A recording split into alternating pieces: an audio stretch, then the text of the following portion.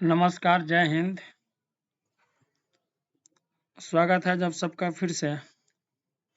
ये क्लास उन सभी नियोजित शिक्षकों के लिए है जिनकी सक्षमता परीक्षा अगले महीने होने वाली है। तो पहले वीडियो में मैंने क्लास 4 का इन्वायरमेंट का 1 से लेकर के 11 पाठ तक का जो इम्पोर्टेंट फैक्ट है वो सब कुछ मैंने बता दिया था। आज हम लोग देखेंगे पाठ 12 से लेकर के कंप्लीट, यानी पाठ 27 तक आपका आज कंप्लीट हो जाएगा। तो यदि आप मेरे YouTube चैनल पर नए हैं तो सबसे पहले जाकर के चैनल को सब्सक्राइब कर लें, बेल आइकन को दबा लें, ठीक है। और मैं बता दूं कल आप सबकी टेस्ट होने वाली है क्लास 4 की इन्वायरमेंट की। चलिए, पाठ 12 का नाम है कैसे कैसे बदले घर। मैं हूँ चेतन दास। सालों पहले मैं तुम्हारे जैसे छोटे छोटे बच्चों को पढ़ाता था। आजकल अपने बीते हुए दिनों के बारे में लिखता हूँ। आज मैं तुम्हें अपने बारे में बताता हूँ। क्या बताते हैं ये देखते हैं। यहाँ लिखा है एक नई शुरुआत। एक दिन बाबा ने बताया कि हमें सोहना, इसको ध्यान रखेंगे, सोहना गांव में जमीन मिली है।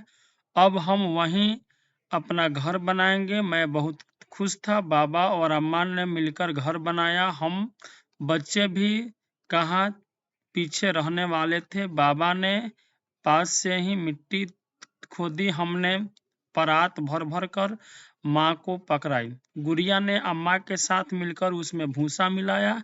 बाबा ने दीवार बनाई। यानी यह जो एक घर बनाने की प्रक्रिया है उसके बारे में बताया जा रहा है। हम आस-पास के घरों से गोबर ले आए। अम्मा ने उसे मिट्टी में मिलाया और जमीन पर लिपाई की, बिल्कुल वैसे ही जैसे वे पुराने घर में करती थी। अम्मा कहती थी कि इससे मिट्टी में कीड़ा नहीं लगता है। तो ध्यान रखेंगे कि हम लोग जब अपने घरों को गोबर से लिपाई करते हैं तो ध्यान रखेंगे कि गोबर से लिपाई करने के बाद में जो है इससे मिट्टी में कीड़ा नहीं लगते हैं, ठीक है।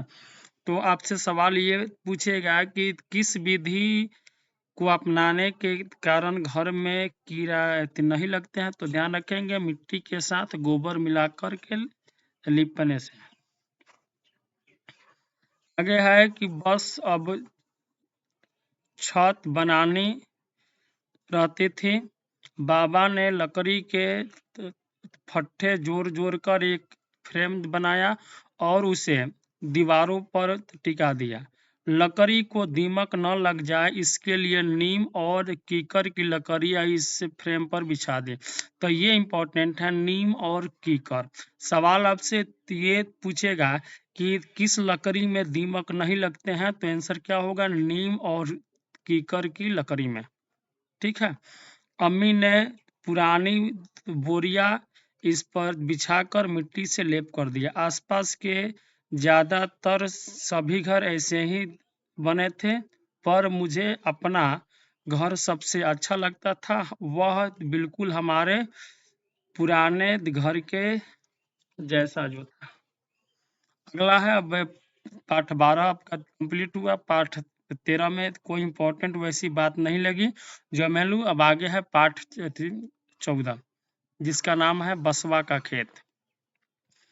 मैं हूँ बसवा। मैं कर्नाटक के बोलवन्निका गांव में रहता हूँ। तो आपसे ये पूछेगा कि बोलवन्निका किस राज्य में पड़ता है, तो आंसर क्या होगा, कर्नाटक। मेरे अप्पा किसान हैं।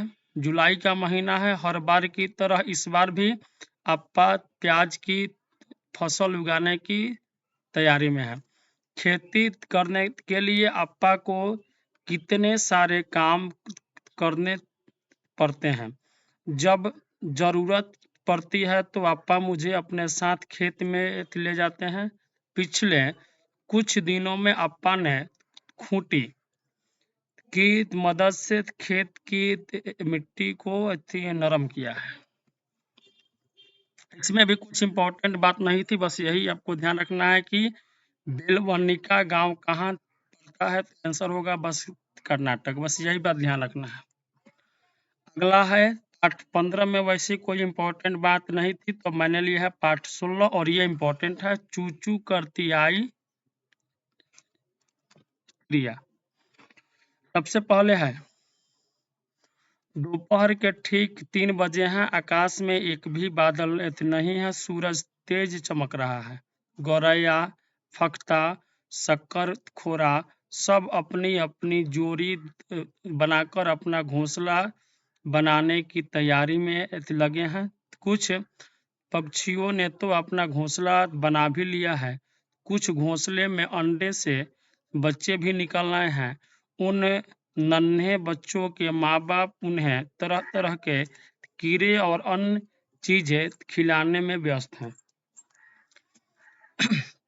हमारे आंगन में भी फख्ता का एक बच्चा हुआ है। उसके घोंसले में अभी एक अंडा और पड़ा है। लगता है कि उसकी माँ ने इसे अभी ठीक से सेया नहीं है। तो इस चैप्टर में हमें पक्षियों के बारे में जानना है और ये इम्पोर्टेंट है। और इसमें एक गीजू भाई हैं, गीजू भाई बधेका जो गुजरात के रहने वाले हैं, वो एक पत्र लिखते हैं और उसी पत्र के माध्यम से ये आपका चैप्टर कंप्लीट हो जाता है।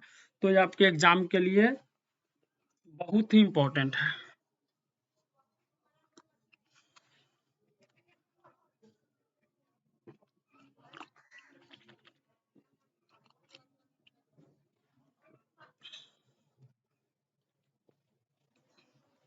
सबसे पहले है गोपाल भाई।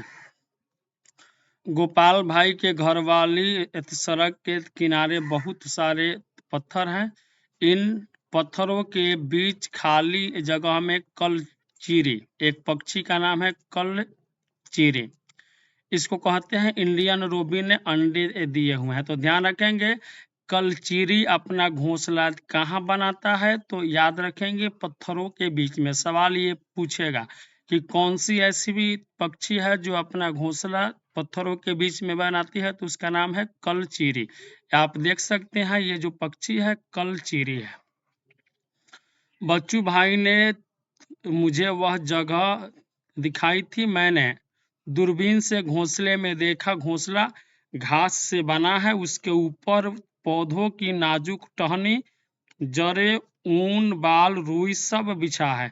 तो कलचीरी जो है अपना घोंसला पत्थरों के बीच में बनाती है और बनाने के लिए पौधे की नाजुक टहनी लेती है, जड़ें लेती है, ऊन लेती है, बाल लेती है, रुई सब कुछ बिछा करके, मतलब एक गद्देदार बिछावन के जैसा बनाती है। कलचीरी का घोंसला ऐसा ही होता है। आखिर उसके बच्चों को आरामदायक घर और बिस्तर चाहिए ना। कलचीरी कौवे जैसा नहीं है। कौवे के घोंसले में तो लोहे के तार, ध्यान रखेंगे, जो कौवे का घोंसला होता है उसमें लोहे के तार और लकड़ी की शाखाएं जैसी चीज भी होती है। तो आपसे सवाल ये पूछेगा कि कौन ऐसा पक्षी होता है जिसके घोंसले में लोहे के तार और लकड़ी की शाखाएं होती है, तो आंसर क्या होगा? कौवा। ये आप देख सकते हैं, ये है बेचारे कौवा, ये हर जगह आपको मिल जाएंगे। कलचीरी के घोंसले में मैंने एक बच्चा भी देखा। वह अपनी चोंच फाड़कर बैठा था। उसकी चोंच अंदर से लाल थी। कुछ देर बाद कलचीरी कहीं से उड़कर आई और बच्चों के मुंह में कुछ रखा। शायद कुछ छोटे छोटे कीड़े होंगे। अब ये देखिए, बात हो रही है कोयल की। तुम जानते ही हो कोयल बहुत मीठा गाती है, पर क्या तुम्हें पता है वह अपना घोंसला बनाती नहीं है, वह कौवे के घोंसले में अंडे दे देती है। तो आपसे सवाल पूछेगा कि कौन ऐसा पक्षी है जो दूसरे पक्षी के घोंसले में अंडा देती है, तो इसका आंसर होगा कोयल है जो कौवे के घोंसले में अंडा देती है। कौवा अपने अंडों के साथ कोयल के अंडों को भी सेता है। तो बेचारे कौवे को ये बात पता ही नहीं लगती है कि ये मेरे अंडे हैं कि कोयल के अंडे हैं। ठीक है, तो ये इम्पोर्टेंट बात है आपके एग्जाम के लिए। ये चैप्टर बहुत इम्पोर्टेंट है पक्षी वाला। अगला है, नजदीक में एक छोटा सा पेड़ है। उसकी एक डाल से घोंसला लटका हुआ है। पक्षियों में भी कितना अंतर है। कौवा पेड़ की ऊंची डाल पर घोंसला बनाता है। ये लाइन इंपॉर्टेंट है। जबकि फक्ता कैक्टस के कांटों के बीच या मेहंदी की मेढ़ में बनाती है। तो ध्यान रखेंगे, आपसे पूछेगा कौन ऐसा पक्षी है जो कैक्टस के कांटों में या मेहंदी की मेढ़ में घोंसला बनाती है। तो आंसर होगा फक्ता। गौरैया आम आम तौर पर घर में या आसपास दिखाई देती है। वह कहीं भी घोंसला बना लेती है, अलमारी के ऊपर या आईने के पीछे। तो गौरैया जो पक्षी है वो सब घर में विद्यमान होता है, और वो जो घोंसला बनाती है अलमारी के ऊपर में या फिर जो वेंटिलेटर होता है उसके ऊपर में, वो अपना घोंसला कहीं भी बना लेती है बेचारी। आगे बढ़ते हैं। ये एक है पक्षी, आप देख पा रहे होंगे, बसंत गौरी। घर की दीवार के आले में कबूतर भी ऐसे ही अपना घोंसला बनाता है, पुराने मकान या खंडहर में। तो ध्यान रखेंगे, पुराने मकान या खंडहर में कौन घोंसला बनाता है? तो आंसर होगा जी कबूतर घोंसला बनाता है। बसंत गौरी जो गर्मियों में टुक टुक करते रहते हैं, पेड़ के तने में गहरा छेद बनाकर उसमें अंडा देते हैं। तो आपसे ये पूछेगा कि कौन ऐसी पक्षी है जो गर्मियों के दिन में टुक टुक करती है? तो आंसर होगा बसंत गौरी। या ये पूछेगा कि पेड़ के तने में गहरा छेद बनाकर कौन सी पक्षी अंडा देती है? तो आंसर होगा बसंत गौरी। इन दोनों बातों को आपको भाई साहब ध्यान रखने होंगे। आगे है, आगे जो आपको ये पक्षी दिखाई दे रही है इसका नाम है दर्जनी चिड़िया।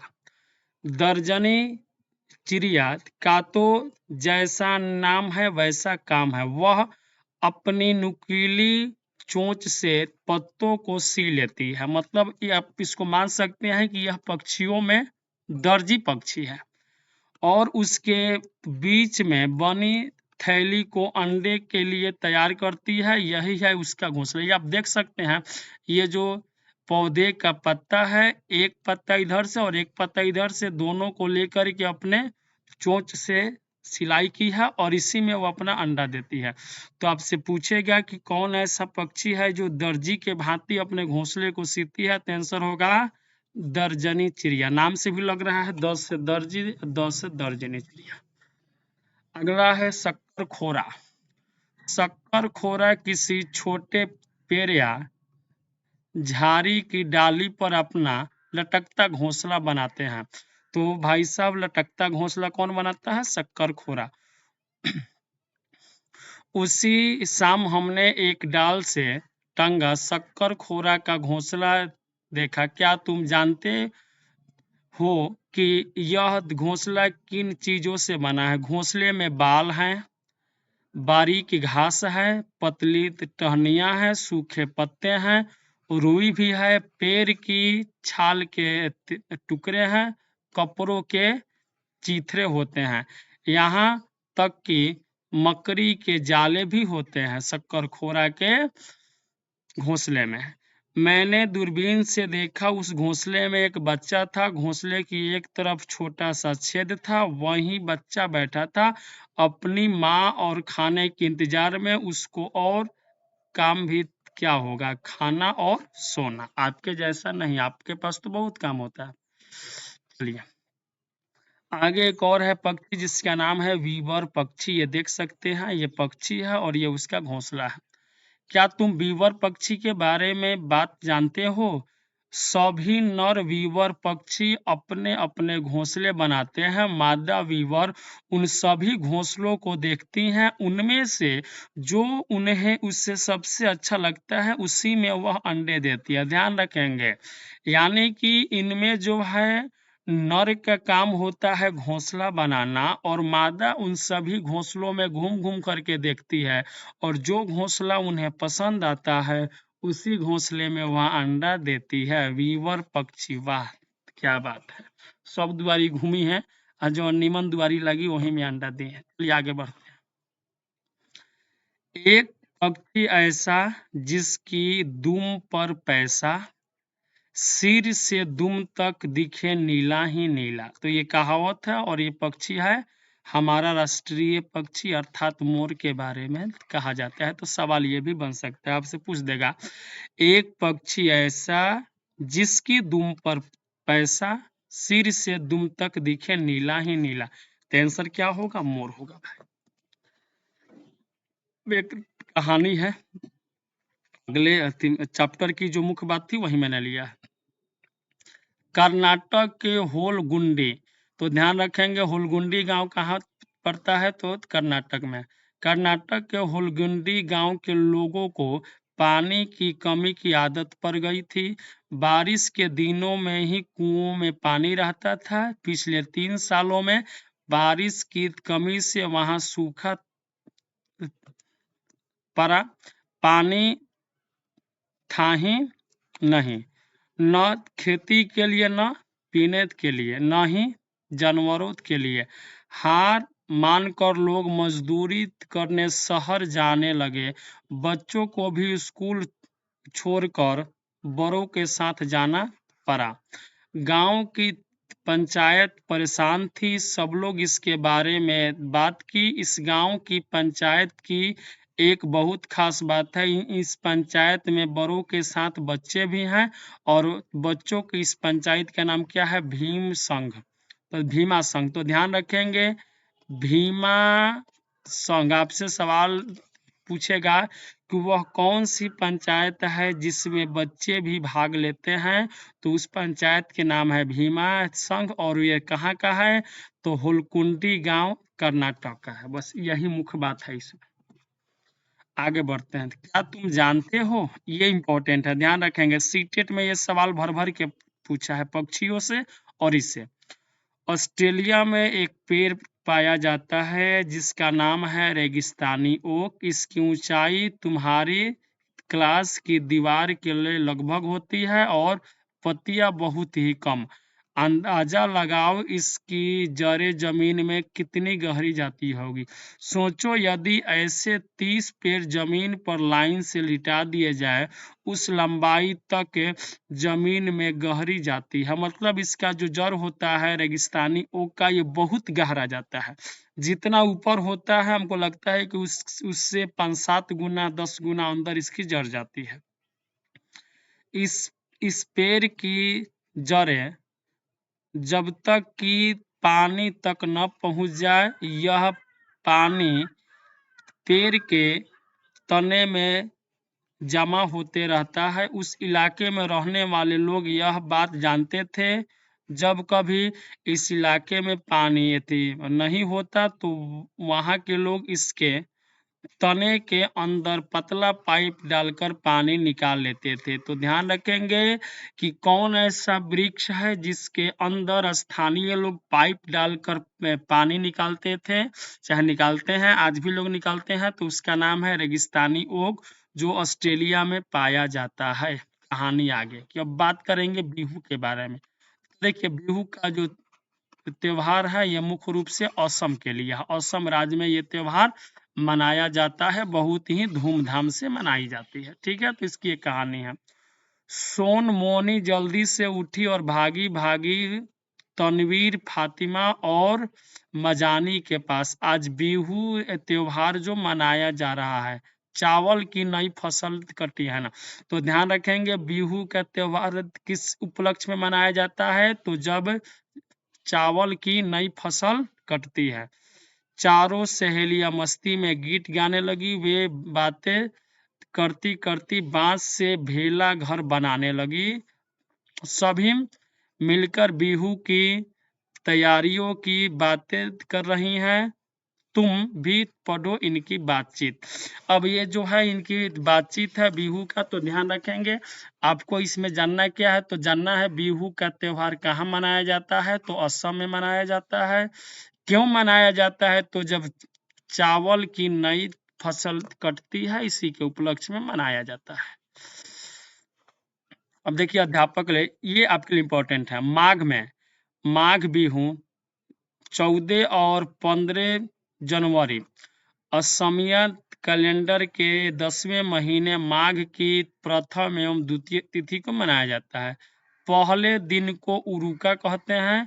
इस दिन अस्थाई शेड छप्पर बनते हैं हम, जिसे भेला घर कहते हैं, और सामूहिक भोज का आयोजन होता है। बोरा असम में खाए जाने वाले चावलों की एक किस्म है। तो ध्यान रखेंगे, असम में खाया जाने वाला जो चावल है उसका एक किस्म कौन सा है, तो उसका नाम है बोरा।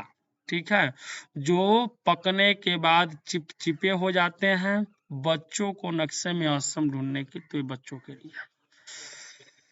भेला घर बनकर तैयार हो गया है। अब ये सहेलियां भांगी तैयार होने के लिए थोड़ी ही देर में गांव के सब लोग भी आ गए। ज्यादातर औरतों ने पाट, और ये ध्यान रखेंगे पाट, ज्यादातर औरतों ने पाट और मूंगा की मेखला चादर पहनी थी। तो बिहू के त्योहार में असम की जो महिलाएं हैं वो क्या पहनती है, तो पाट और मूंगा की मेखला चादर पहनती हैं। सोनमोनी और उसकी सहेलियां भी भेला घर के पास पहुंच गई। ढोल बजने लगे, सभी मस्ती में झूमने लगे, गीत गाने लगे। फिर जमीन पर बैठकर केले के पत्ते पर खाना परोसा गया। सबने हंसते गाते बातें करते हुए मिलकर खाना खाया होगा। अब बात आगे की है। अब आपका आता है पाठ नंबर 23, जिसका नाम है पोचमपल्ली। तो देखिए पढ़ते हैं। मुख्तार गांव में रहने वाले वानी और प्रसाद के घर में रंग बिरंगे धागों का ढेर लगा रहता है। उनके अम्मा अप्पा और परिवार के सभी लोग बुनाई का काम करते हैं। यह बुनाई बहुत ही सुंदर और अपने आप में अनोखी होती है। उनका गांव तेलंगाना राज्य के पोचमपल्ली कस्बे के पास है। तो ध्यान रखेंगे, पोचमपल्ली कहाँ पड़ता है, तो आंसर क्या होगा जी, तेलंगाना में। यहाँ ज्यादातर परिवार बुनकर हैं, इसलिए इस बुनाई को पोचमपल्ली नाम से जाना जाता है। उनका गांव तेलंगाना राज्य के पोचमपल्ली। इन गांवों के लोग बहुत पुराने समय से यह काम कर रहे हैं। वानी और प्रसाद ने के अम्मा अप्पा ने अपने परिवार के बड़ों से यह बुनाई सीखी है।